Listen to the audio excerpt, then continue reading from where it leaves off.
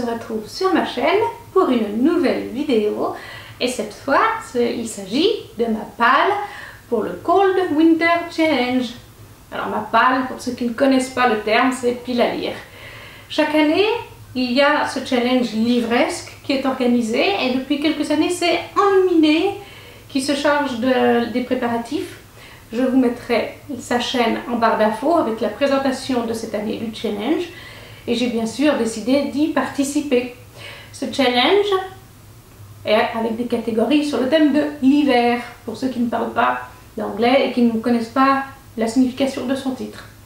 Après, on n'est pas obligé d'y mettre des livres en rapport avec l'hiver, c'est quand même bien d'en avoir quelques-uns, mais comme moi je suis beaucoup sur du fantasy et du fantastique, il n'y a pas que ça. Ce challenge aura lieu du 1er décembre au 28 février, je trouve ça très chouette parce que du coup on a vraiment le temps de lire ce qu'on a envie, ça nous laisse 3 bons mois. Et cette année il y a 4 menus plus un 5e menu bonus. Chacun des menus a 3 sous-catégories, à part un qui en a 4. Et le 5e menu bonus est là en fait si tout d'un coup un des menus vous pose problème, que vous n'arrivez pas dans plusieurs des sous-catégories à mettre un livre, vous pouvez alors dans ce cas-là retirer ce menu pour mettre le 5e, ou alors vous pouvez faire les 5 menus, ça c'est comme vous voulez. Il y a aussi plusieurs façons de valider son challenge, qu'Enluminé nous explique. Je prends ma petite note. Vous avez par exemple le challenge Une vie de lutin qui consiste à juste lire une sous-catégorie dans un menu au choix, parmi les 4. Ça c'est si vraiment vous n'avez pas beaucoup de temps pour lire et que vous voulez faire un tout petit challenge. Après vous avez le challenge Flocon de neige, lire 2 sous-catégories dans 2 menus, c'est-à-dire 2 livres en tout cas. Ou alors le challenge Mordu de l'hiver, où là il faut lire toutes les sous-catégories des 4 menus, voire des 5 menus, si on a envie de tout faire. Et moi cette année j'ai donc choisi de faire le Mordu de l'hiver, les 5 catégories. Au début j'ai pourtant eu du mal à trouver quelques sous-catégories.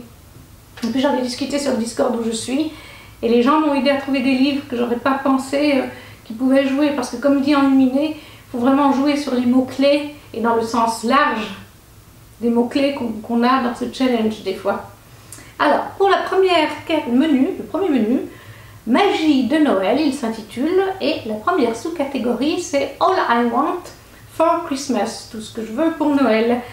Les thématiques sont romance de Noël, amour, amitié. Alors pour celui-là, je suis partie sur la romance de Noël et sur l'amour. Et j'ai vraiment choisi un livre de Noël, La douce caresse d'un vent d'hiver de Sarah Morgan. C'est le tome 3 des frères O'Neill. J'ai déjà lu le tome 1 cet été, pendant le challenge été glacé de Nina Quill. Il me manque le tome 2, sinon je l'aurais bien mis, mais bon. Je pense que ça ne pose pas de soucis d'après ce que je vois. Si je lis le tome 2 plus tard dans l'hiver, si je l'achète en occasion plus tard, et que je lis d'abord le tome 3. Par contre, c'est vrai qu'on est toujours sur la même famille avec 3 frères, mais je ne pense pas. Je verrai bien si c'est dommage d'avoir lu le 3 avant, mais c'est celui que j'ai. Donc, j'ai mis celui-ci. Ça a été vraiment facile de le trouver. La deuxième sous-catégorie du menu, Lettre au Père Noël. Alors, épistolaire, enfance ou jeunesse, c'était les mots-clés. Alors, au début, j'ai eu un peu de mal. Puis finalement, je suis partie sur enfance et jeunesse. Je suis partie sur un livre en anglais. Il y en a beaucoup des livres en anglais. Forest of Shadows, de la Reine des Neiges 2, que j'ai reçu dans un de mes swaps, qui est d'ailleurs de Camilla Benko. Je pense que ça peut être sympa parce que ça reste un livre accessible pour les jeunes.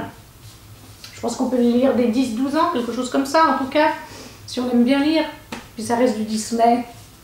Donc ça rentre tout à fait dans la catégorie jeunesse.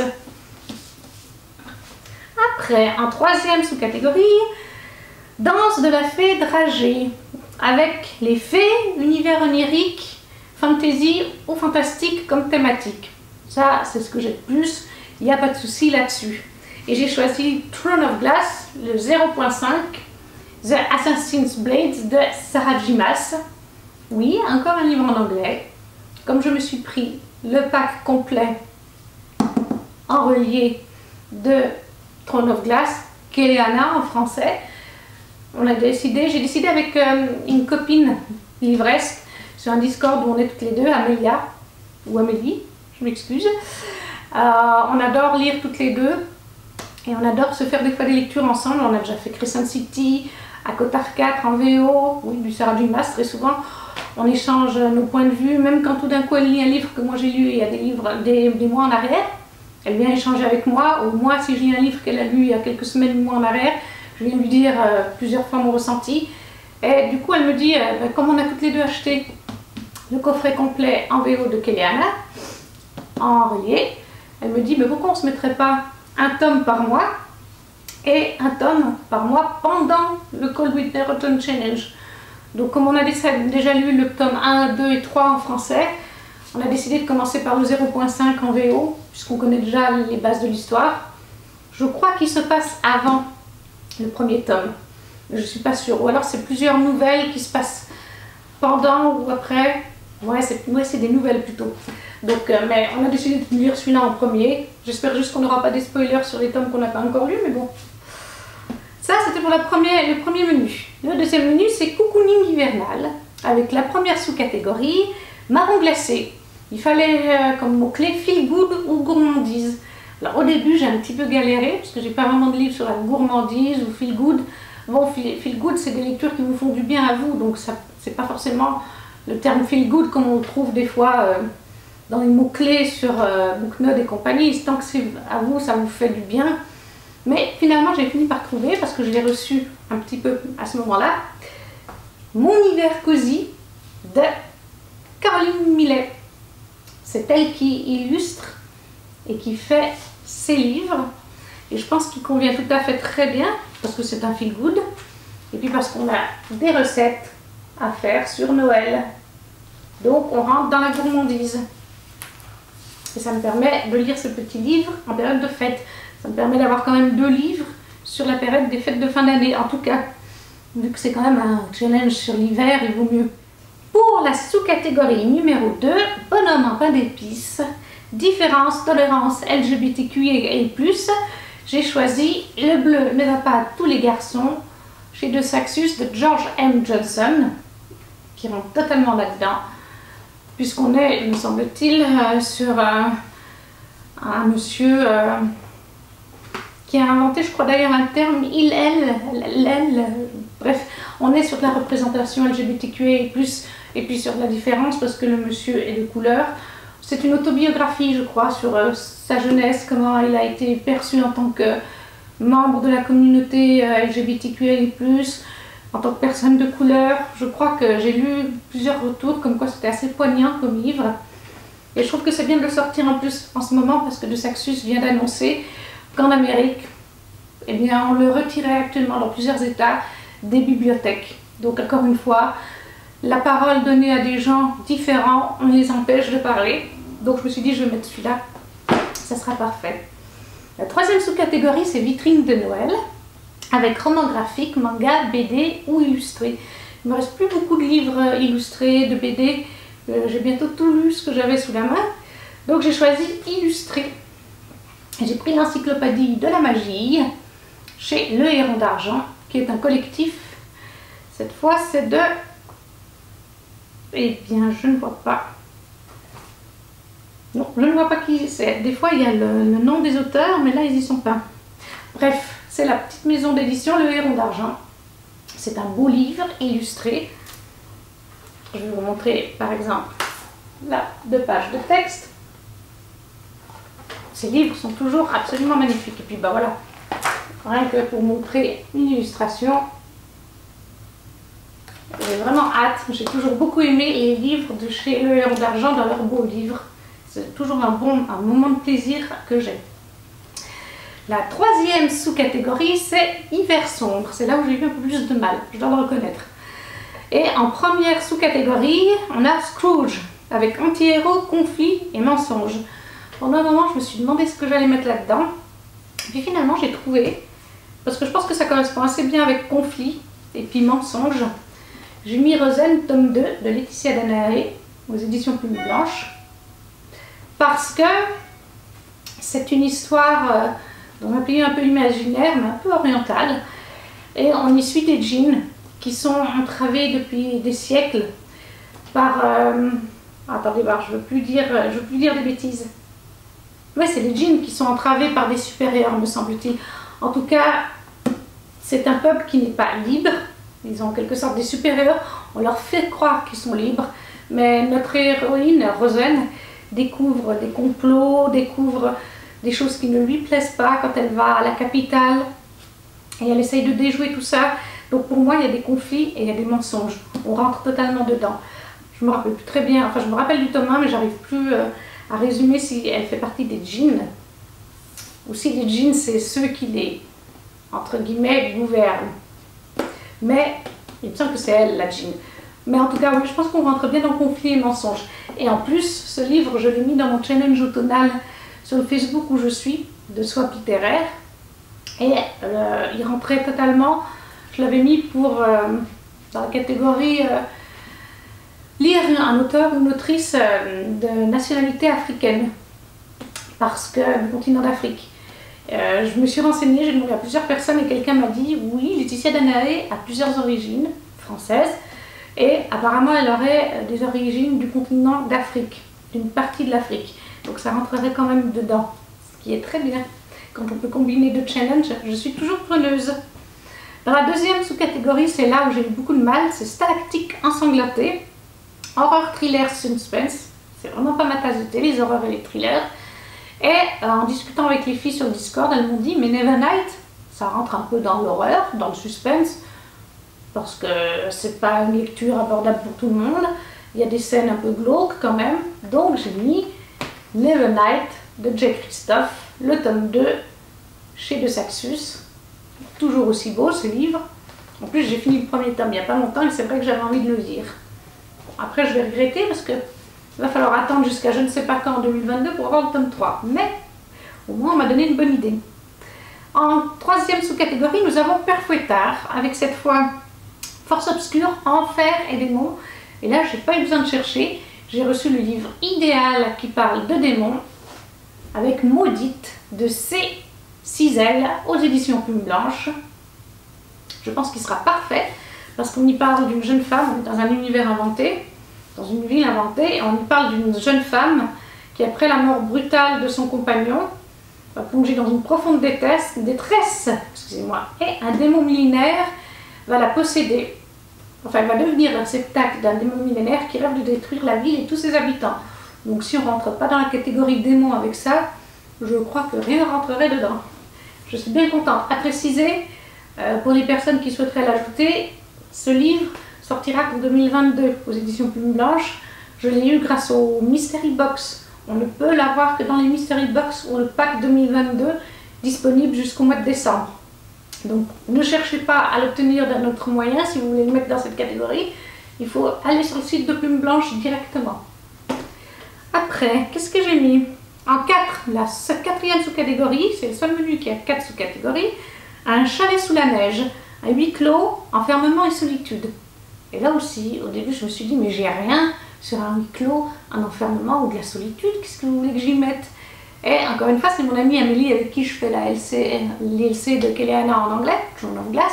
Elle me dit, mais Throne of Glass, qu'on va se relire, un par mois, ça rentre dedans. Le premier tome, en l'occurrence, vraiment, Throne of Glass, Kéléana, l'assassineuse en tome 1. Parce que, bah oui, au début du livre, elle est en prison, elle est enfermée, elle est solitaire, elle est dans sa solitude. Donc non, moi j'y avais pas pensé, mais voilà, grâce à Amélie, j'ai trouvé. Donc ce sera le tome 1 de Kéléana, à la suite du 0.5, bien entendu. Toujours en VO. Après, le quatrième sous-menu, c'est Marcher dans la neige. Et cette fois, la première sous-catégorie, c'est le pôle Nord, avec les thématiques froid, hiver, neige ou pays froid. Alors j'avais plusieurs choix, je n'ai pas les deux livres. Le premier livre, c'est Les Entraves de l'hiver. Je vous mettrai la petite photo, qui est de Jenny Bergiès. Excusez-moi si j'écorche le nom. Toujours chez Plume Blanche. C'est un livre qui va paraître tout début du mois de décembre aux éditions Plume Blanche. C'est pour ça que je ne l'ai pas encore. Et j'ai aussi pensé à mettre un autre livre. Je vais rechercher parce que je ne l'ai pas non plus. Je vous mettrai une petite photo. Le deuxième livre que j'ai mis dans cette sous-catégorie, c'est donc un livre qui était en campagne Ulule, Là où réside l'hiver de Laetitia Arnoux, qui devrait arriver début du mois de décembre. Là, ils sont en train de faire les dédicaces, ils nous ont donné des nouvelles récemment. Donc voilà, pour celui-là, j'ai mis 2 livres, parce que comme on est en hiver, quand même, on peut mettre 2 livres, ça n'engage à rien. Après, deuxième sous-catégorie, pôle sud, avec cette fois voyage, cheminement personnel et évolution. Là aussi, je ne savais pas du tout quoi mettre. Je me suis dit, mais j'ai rien en évolution personnelle, en cheminement personnel, en évolution, en voyage. Franchement, je ne voyais pas quoi mettre. Et encore une fois, Amélie, avec qui je fais l'ALC dès Kéléana, m'a dit, mais Throne of Glass, Kéléana, ça rentre parfaitement bien dedans. Et en effet, on a choisi du coup Crown of, enfin moi j'ai choisi Crown of Midnight, qui est le tome 2 en VF de Kéléana, puisque Kéléana, elle n'est pas encore dans le tome 2, elle voyage pas encore, mais à partir du tome 3, elle voyage, mais même déjà dans le tome 2, elle a un cheminement personnel, et déjà dans le premier tome, il y a un cheminement personnel et une évolution, et je sais que ça va continuer au fil des tomes. Donc oui, Kéléana, ou Throne of Glass en VO, rentre parfaitement dans cette catégorie. Quand je dis que vraiment des fois parler avec les gens, ça aide à trouver des nouvelles idées, parce que là c'était vraiment le flou pour moi. En troisième sous-catégorie, nous avons forêt enneigée avec animaux, écologie ou nature readings. Et là, ça n'a pas été très dur. J'avais le livre idéal, toujours chez Plume Blanche, Tiziri, le tome 1 d'Alexiane Delis, qui est encore une fois une parution 2022. Donc si vous voulez la voir, c'est uniquement dans les Mystery Box ou dans le pack 2022 en allant sur leur site internet. Je sais qu'il va y avoir un salon littéraire dans quelques semaines et que certains livres de 2022 vont être disponibles à la vente à ce moment-là. Je ne sais plus où c'est, je crois que c'est à Mons, je ne suis pas sûre. Hein. Je pense qu'on rentre totalement dans le nature reading. Déjà, vous voyez la couverture, hein, on est au milieu de la forêt. Et pour l'écologie, pour avoir lu le résumé il y a quelques temps, on y est sur l'arrivée des écomères sur Terre, ça doit être des extraterrestres, hein, on ne précise pas, a été le plus grand cataclysme de l'histoire. Terraformer la faune et la flore change alors à jamais. Chaque plante répond à l'appel de ses envahisseurs et se ligue contre les êtres humains. Les êtres humains vont finir par trouver refuge dans un cratère, dans un volcan. Donc oui, je pense clairement qu'on est sur un nature reading, hein, vu que la Terre veut plus de nous, et qu'on est aussi donc sur le côté écologie. Hein. Donc j'ai mis celui-là, qui me fait d'ailleurs très envie, c'est une des publications 2022 chez Plume Blanche, qui me fait très envie. Ensuite, pour le 5e menu du coup, on avance vite, il s'agit de sorcellerie hivernale, avec la première sous-catégorie Étoiles des neiges, qui contenait les termes astronomie, astrologie ou science-fiction. Et au début, je me suis dit, mais qu'est-ce que tu vas pouvoir mettre? Alors, de l'astronomie, j'en ai, parce que j'adore l'astronomie, mais c'est des livres vraiment d'astronomie. Est-ce que j'ai vraiment envie de lire en plein hiver, dans un challenge, Cold Winter Challenge, un livre sur l'astronomie? Et puis après, je suis partie pour la science-fiction, et en discutant sur le Discord, les gens m'ont dit, des livres comme les Chroniques lunaires, ça fait partie de la science-fiction. C'est du dystopique, c'est de la science-fiction. Qu'est-ce que c'est aussi? Alors je sais plus, il y a plusieurs apocalypses, post-apocalypse, ça peut rentrer dedans. Et je me suis dit, ben, je vais essayer de mettre Sistra de Marine Stengel, toujours aux éditions Plume Blanche, toujours pour les sorties 2022, donc toujours uniquement en Mystery Box ou en pack 2022. Je pense qu'on est quand même sur de la science-fiction. Parce que quand j'en parlais avec quelqu'un, en résumant, comme elle me disait, ça a l'air d'être un peu post-apocalyptique, un peu dystopique, on a cette impression. On est sur un récit dans le futur où en Amérique, ils ont mis une purge sanglante, et nous, en Europe, on a mis une loi, la loi Sistra, qui fait que quand un enfant naît dans une famille, enfin quand 2 enfants naissent dans une famille, les 2 enfants sont alors séparés, grandissent séparément, et se retrouvent une fois adultes pour s'affronter et il ne peut en rester qu'un seul. Ou comment purger la planète quand il y a trop de population. Donc je pense quand même qu'on a un côté science-fiction. Je verrai bien pendant ma lecture, hein. Et puis même après, quand il sortira dans quelques mois, si les gens le classent aussi dans ce genre-là. Je pense quand même qu'on en fait partie. La couverture est plutôt jolie. Et en plus, le livre m'intrigue aussi. Donc. Après, deuxième sous-catégorie, Baba Yaga avec sorcière, femme de pouvoir et féminisme. Et là, ça n'a vraiment pas été difficile pour moi.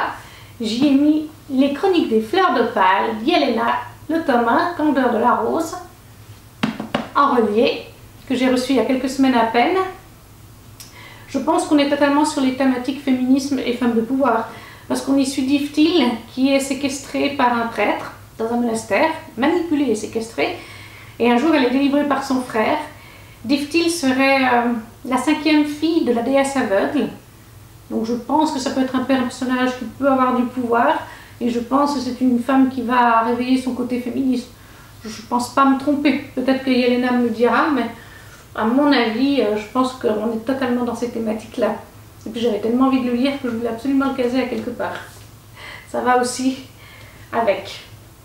Et la dernière sous-catégorie de ce challenge, qui était Yule, mythe, légende, conte ou réécriture de conte. Étant donné que j'ai déjà lu du mythe et de la légende dernièrement avec plusieurs livres pendant les 2 derniers challenges, je me suis dit on va partir sur de la réécriture de conte. Et j'ai choisi le tome 2 des Chroniques lunaires de Marissa Meyer chez PKJ, qui est Scarlett. Je pense, vu la couverture, qu'on est sur une réécriture du Petit Chaperon Rouge. J'ai beaucoup aimé le tome 1 que j'ai lu pendant le Pumpkin Autumn Challenge et le Disney Book Challenge. Donc je me suis dit autant continuer pendant un challenge avec le tome 2. Et voilà pour mon challenge. N'hésitez pas à me dire en commentaire si vous aussi vous faites ce challenge, quel livre vous avez mis, si on a certains livres en commun, ou si certains livres vous inspirent, ou si vous les avez lus en dehors des challenges, ou si vous font tout simplement envie tout court. N'hésitez pas aussi à liker et à partager la vidéo, ça aide toujours les petites personnes comme moi à se faire connaître. J'espère que cette vidéo vous aura plu. Bonne journée, ciao ciao!